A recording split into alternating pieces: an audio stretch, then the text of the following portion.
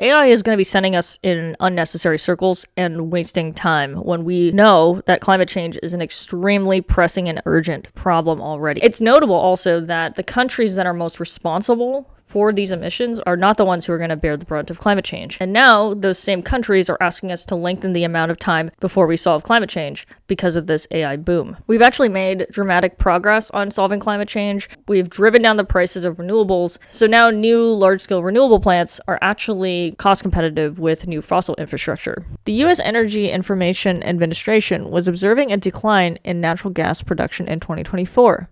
And what amounted to an essentially flat year for 2024 natural gas production. But now, cheap natural gas prices and the need for 24/7 power have made natural gas a choice energy source for hyperscalers, though they're also technically looking at nuclear as a future option, but that's going to take a lot of time to build. The International Energy Agency, IEA, predicts that natural gas will expand by 175 terawatt hours to meet growing data center demand, and only half of the demanded data centers will be met by renewables by 2035, due to short lead times, economic competitiveness, and the procurement strategy of tech companies. Larry Fink, founder of BlackRock, said recently, 4 years ago, if someone were to build a data center, usually it's a given that they'd be powering it with renewables.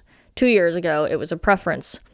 Today, they care about power. Natural gas already accounts for half the electricity generated in Virginia, which is sort of the U.S. capital of data centers.